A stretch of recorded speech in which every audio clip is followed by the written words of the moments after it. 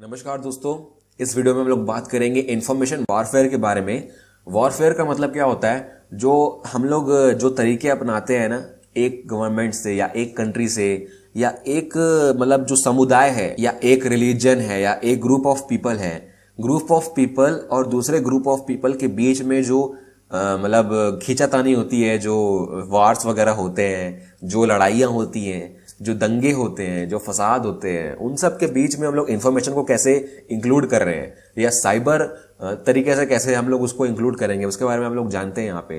तो उस चीज़ के लिए हमारी गवर्नमेंट बहुत कुछ चीज़ें करती है। ये काफ़ी टाइम से चला आ रहा है यार, ये आज का टर्म नहीं है। मतलब टर्म हम लोग ने काफ़ी अभी अभी यूज़ करना चालू किया है, लेकिन ये काफ़ी टाइम पहले से आ रहा है।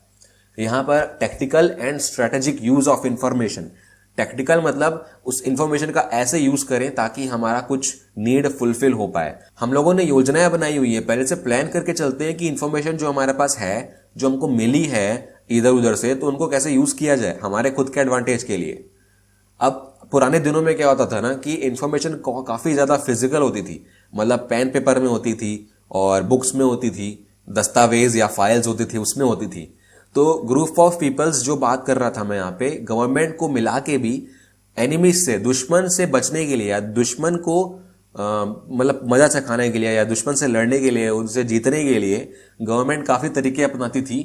जो कंट्रीज होती थी ना, कंट्रीज की गवर्नमेंट बहुत ज्यादा पैसे खर्च करती थी, मिलियंस करोड़ों खर्च करती थी इंटेलिजेंस प्रोग्राम्स में, इंटेलिजेंस, सीक्रेटली इंटेलिजेंस के लिए, सीक्रेट इंटेलिजेंस और स्पाइस में। ये सब क्या होता है? मतलब एक कंट्री से दूसरी कंट्री में आप कुछ ट्रूप्स भेजो, कुछ आदमी भेजो, वो मतलब खुफिया तरीके से उनके एक्शंस को मॉनिटर कर पाए या उनके एक्शंस को देख पाए कि उन लोग कर क्या रहे हैं, ताकि उस तरीके से हम लोग स्ट्रेटेजी बना सके। दुश्मन पर खुफिया तरीके से नजर रखना, उनके एक्शंस, उनके कर्मों को पहचानना, देखना और सुनना, ये सब सीक्रेट इंटेलिजेंस में आता है। खुफिया तरीके से करते हैं हम लोग क्या करते थे पहले तरीके में, अगर आपको पता होगा, ट्रोजन हॉर्सेस होते थे। ट्रोजन हॉर्सेस मतलब एक फिजिकल बहुत बड़ा एक हॉर्स टाइप का एक स्ट्रक्चर होता था। हम लोग दुश्मन देश में वो भेजते थे और उन हॉर्स के अंदर बहुत सारे लोग होते थे, उनको हम लोग स्पाइस बोलते थे। तो उन लोग क्या है ना, सीक्रेटली खुफिया तरीके से अंदर अंदर रह करके दुश्मनों के बीच में रहते थे और फिर पता करते थे कि उन लोग क्या क्या कर रहे हैं, किस तरीके से उन लोग का जो ऑपरेशन है, क्या पॉलिसीज है उनकी। तो उस तरीके से फिर उन लोग अपनी कंट्री में जाके उसको बताते थे और फिर कंट्रीज उस हिसाब से अपनी योजनाएं बनाती थी। मिलिट्री काफी ज्यादा यूज करती है इसको अपने वेपन्स बनाने के लिए, आर्मी बनाने के लिए, क्योंकि दुश्मनों की पॉलिसी हमको पता है ना कि उनके पास क्या क्या वेपन्स हैं, कैसी आर्मी है, तो अपन भी उस हिसाब से बनाएंगे और पॉलिसीज को उस तरीके से इंप्लीमेंट करेंगे। तो वॉरफेयर में ये पहले पहले जो मतलब शुरू में ऐसा यूज होता था, फिजिकल होता था। लेकिन आजकल क्या कर रहे हैं ना, अपन डिजिटल मीडिया का एज है आज, तो हम लोग डिजिटली हम लोग वॉरफेयर कर रहे हैं, यहाँ पर डिजिटली इंफॉर्मेशन को आदान प्रदान कर रहे हैं, डिजिटली स्पाई कर रहे हैं खुफिया तरीके से। हम यहाँ पर आजकल की दुनिया में इसको साइबर वॉरफेयर बोलते हैं। जो पहले इंफॉर्मेशन में होता था, आजकल साइबर तरीके से हो रहा है, इंटरनेट इन्वॉल्व हो रहा है यहाँ पे।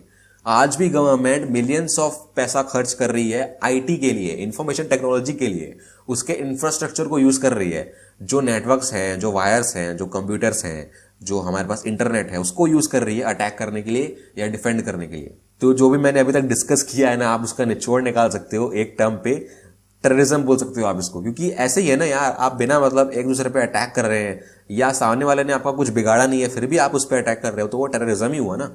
और आजकल टेररिज्म ही हो रहा है, ऐसे प्रोपेगेंडा वीडियोस निकलते हैं और मतलब ऐसे मतलब वायलेंस के वीडियोस निकालते रहते हैं, ऑनलाइन तरीके से लोगों को डरा रहे हैं या सिस्टम्स को हैक कर रहे हैं। तो इस तरीके से ऑनलाइन बहुत कुछ हो रहा है यहाँ पे।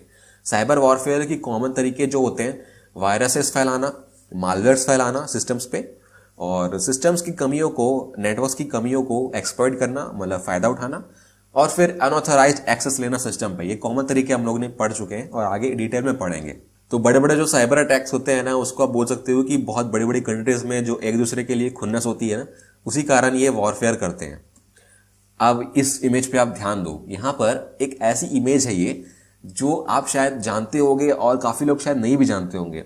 मैंने यहाँ पर एक केस स्टडी बताया है एनएसए का, नेशनल सिक्योरिटी एजेंसी, जो यूएस की गवर्नमेंट के साथ मिलकर के ये प्रोजेक्ट चलाती थी, जिसका नाम है प्रिज्म। चलाती थी या चलाती है हमको पता नहीं, लेकिन अभी भी चलाती ही होगी, हमको पता नहीं है। तो ये प्रोजेक्ट क्या था? ये एक मास सर्वेलेंस प्रोजेक्ट है यूएस का, ताकि इंटरनेट पे दुनिया भर में जो भी हो रहा है हमारी पर्सनल इन्फॉर्मेशन हम लोग जो शेयर कर रहे हैं, हम लोग जो रिसीव कर रहे हैं, वो सारी इंफॉर्मेशन ये कलेक्ट करते थे पॉपुलर कंपनी से, पॉपुलर इंटरनेट सर्विस प्रोवाइडर से, या पॉपुलर जो सर्च इंजन हैं, जो कंपनीज इंटरनेट चला रही हैं उनसे। जैसे आप देख रहे हो यहाँ पे गूगल, सबसे बड़ी गूगल है, उसके बाद Skype, Yahoo, Gmail, Hotmail, YouTube, सबसे यार सबसे मतलब सबको बोलते थे कि हमें सारी इंफॉर्मेशन जो आप कलेक्ट कर रहे हैं वो हमें मिलनी चाहिए। और इस इंफॉर्मेशन में आप क्या क्या देख रहे हैं, आप देख रहे हो यहाँ पे जितनी कंपनीज है, माइक्रोसॉफ्ट, फेसबुक, सब कुछ, उससे इंफॉर्मेशन, जो भी इंफॉर्मेशन है, ईमेल आपने जो भी सेंड किया होगा, चैट आपने जो भी की है, आपने जो वीडियो शेयर किए हैं, जो फोटो शेयर किए हैं, जो वीओआईपी इंफॉर्मेशन है, फाइल ट्रांसफर्स, वीडियो कॉन्फ्रेंसिंग, सब कुछ यार, ऑनलाइन सोशल नेटवर्किंग की जो भी डिटेल्स हैं आपकी, सब कुछ उनके पास भेजनी होती थी उन कंपनीज को। और स्पेशल रिक्वेस्ट पे कुछ और इन्फॉर्मेशन भी उन लोग रिक्वेस्ट कर सकते हैं, और रिक्वेस्ट को वो डिनाई नहीं कर सकते, क्योंकि अगर वो डिनाई करते हैं ना तो यूएस गवर्नमेंट इंटरनेट को बंद कर देगी यूएस में, क्योंकि उसका पूरा कंट्रोल उसके पास है। और अगर इंटरनेट ठप हो जाता है वहां पे तो इन कंपनीज का काम चलेगा ही नहीं, काफी ज्यादा लॉस पे चले जाएंगे ये। तो कोई चारा नहीं बचता इनके पास, इनको इन्फॉर्मेशन भेजनी पड़ती थी, और पड़ती थी क्या, पड़ती है आज भी ये हो रहा है भाई, आज भी काफी हद तक हो रहा है। और आपको पता नहीं है, एक आदमी था एडवर्ड स्नोडेन, इसने एनएसए के सीक्रेट प्रोजेक्ट्स के बारे में, जिसमें प्रिज्म भी इन्वॉल्व है, उसके बारे में विजल ब्लोअर्स के फॉर्म में इसने इंफॉर्मेशन रिवील की थी, लीक की थी, और उसके कारण आज उसको इस तरीके से छुप छुप के रहना पड़ रहा है। आप एडवर्ड स्नोडेन के बारे में पढ़ सकते हो ऑनलाइन इंटरनेट पे, मैं रेफरेंसेस में उसका लिंक दे दूंगा। उसने काफी ब्रेवली एनएसए के प्रोजेक्ट्स को रिवील किया था कि हमारी प्राइवेसी किस तरीके से वायलेट हो रही है, हमारी प्राइवेसी को किस तरीके से छीना जा रहा है हमसे।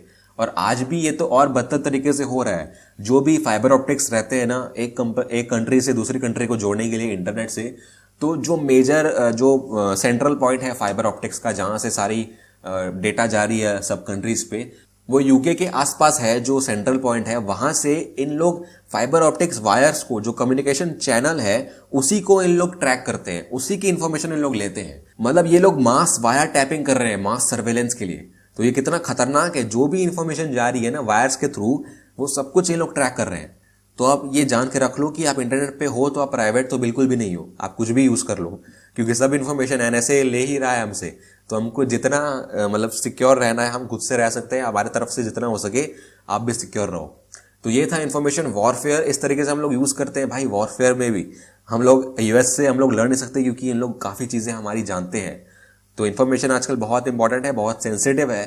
तो यही था आज के वीडियो में, और नेक्स्ट वीडियो के लिए देखते रहिए, सीखते रहिए, और गुड बाय।